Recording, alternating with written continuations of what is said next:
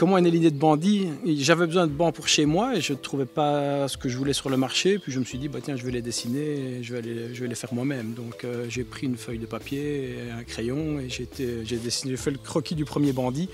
J'ai été voir l'atelier métallique pas loin dans le village et on a fait le tout premier Bandit comme ça. Et puis rapidement, le côté entrepreneur a pris le dessus. On se dit, bah, tiens, pourquoi je ne le vendrais pas? J'ai redessiné le même en aluminium parce que la base il était en acier. J'ai fait la taille suffisante que pour pouvoir le mettre dans mon coffre et aller voir les magasins. Rapidement, on m'a dit, bah, c'est bien beau un banc, mais il faudrait faire une table. Bah, j'ai juste élargi le banc, je l'ai remonté, j'ai fait la table et les premiers bandits sont nés.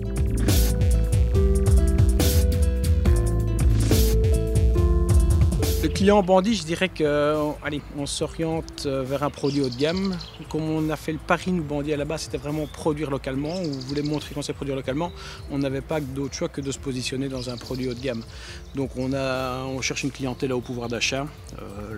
Je dirais qu'il y a un goût prononcé pour le design et qui cherche quelque chose qui ne trouve pas sur le marché, en fait. Qu'on voulait avec Bandit, parce que on a créé ça avec mon cousin Olivier, c'était avoir une communication qui soit un peu différente du côté très stylé, épuré, je dirais un peu coincé, qu'on retrouve souvent dans la déco. Donc nous, dès le départ, on a fait notamment un barbecue clandestin avec les barbecues tôle à l'époque sur la gare des Guillemins. On avait trouvé un chouette jeu de mots, un bandit va finir en tôle.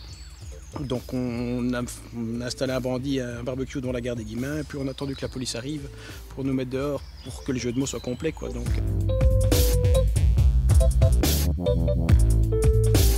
toute notre com est décalée parce que on essaye de faire les choses en s'amusant, en fait. Donc on improvise beaucoup, souvent dans les vidéos qu'on fait. C'est des choses qui sont un peu pensées mais beaucoup improvisées.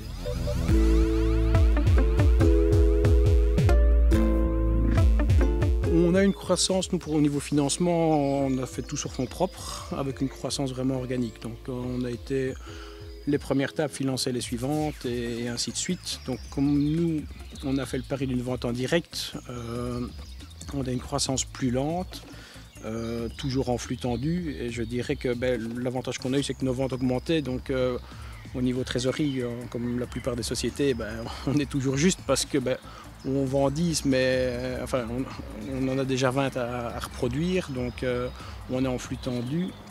Mais on a une croissance, on a fait juste appel au crédit bancaire l'année passée pour avoir vraiment un fonds de roulement, simplement pour financer le stock de début de saison. Et pour l'instant, tout s'autofinance. Donc je dirais qu'à mon avis, on devra faire appel à des besoins juste en liquidité à court terme pour vraiment avoir le maximum de stock pour répondre aux demandes. En fait, cette année-ci, on avait déjà anticipé une forte hausse des ventes.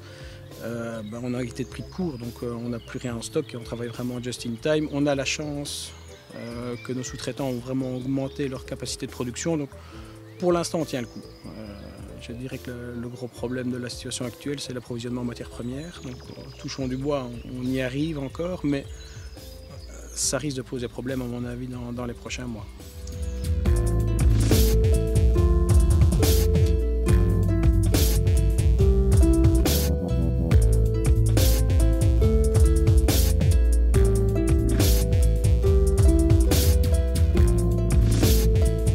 Bandit, c'est créé par deux associés, deux cousins. On a commencé la première année avec une quarantaine de tables. La quatrième année, l'année passée, c'est une grosse centaine de tables vendues, un chiffre d'affaires d'un peu moins de 400 000 €. Et cette année-ci, tous les chiffres vraiment explosent. On est à 4 fois plus loin que l'année passée à la même période. Notre ambition, c'est d'arriver à un chiffre d'affaires d'environ 1 million d'euros cette année. On verra si on y arrive, c'est difficile à dire. On a d'autres produits dans le pipe, donc ça devrait nous aider. Espérons que ça suive au niveau approvisionnement et autres. Et l'idée, c'est de continuer avec cette croissance. Je dirais que quand on vient de nulle part, c'est facile d'avoir une croissance à 2 chiffres. Donc pour l'instant, on double chaque année.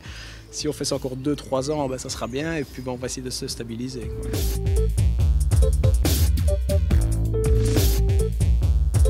Notre objectif, c'est d'avoir une équipe de 4 personnes vraiment pour le suivi vente, service après-vente, commercial. À l'atelier maintenant, on a 6 personnes qui travaillent vraiment full-time pour l'assemblage. Je pense qu'on peut facilement, à mon avis, à un moment doubler cette capacité de production. En termes de volume de vente, je crois qu'on peut à terme arriver avec un chiffre d'affaires minimum de 2 millions d'euros de chiffre d'affaires. Nos objectifs, c'est d'étoffer la gamme. Donc cette année, on lance un salon d'extérieur qui, je pense, va être relativement révolutionnaire dans le sens où les coussins peuvent rentrer sous la structure. Et une fois que vous retirez vos coussins, on a un bel objet. Donc c'est vraiment, c'est notre bébé, donc on l'adore évidemment. Un gros défi, c'est d'arriver à créer une chaise 100% made in Belgium qui soit à un coût raisonnable. Donc ça, c'est vraiment la grosse difficulté parce que bon, on dit pour l'instant, on a juste une table et des bancs. Arrive à concevoir une chaise vraiment produite localement et qui soit vendable à un prix raisonnable. Donc ça, on est dessus. Et puis décliner la gamme des bandes à poing, ce genre de choses. Mais je dirais que si on sort 1 à 2 produits par an, c'est déjà pas mal. Ce que je dirais à des jeunes qui veulent se lancer, c'est des jeunes débordés d'enthousiasme et faire des choses avec passion, ça c'est la base. Je pense que sans ça, ça ne sert à rien. Et être fidèle à soi-même.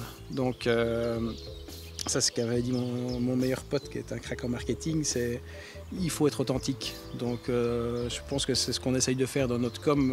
Les gens qui nous connaissent reconnaissent notre touch un peu décalé, qui reflète notre mode de vie, enfin notre style, je dirais, c'est peut-être un peu exagéré.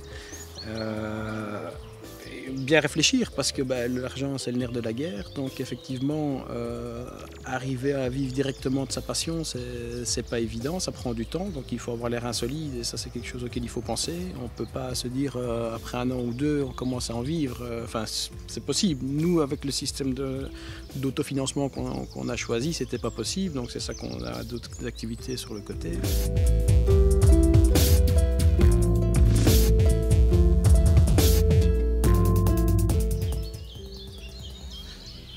Un des points importants pour nous, c'est quand on demande à un sous-traitant, je dis voilà, donne-moi ton prix de revient et je veux avec ça que tu gagnes bien ta vie, que tu sois content de travailler pour nous. Que quand je repasse commande, ils disent chouette, j'ai une nouvelle commande de 50 coussins, de 100 pieds de table et on fixe nos prix de vente sur base d'une rémunération correcte de tous les intervenants. Ça c'est la base et donc après c'est pour ça que nous on a fait le choix d'une vente en direct. Pour garder un prix qui soit correct, on veut avoir un produit de qualité égale, voire supérieur à nos concurrents, à un prix qui soit moindre.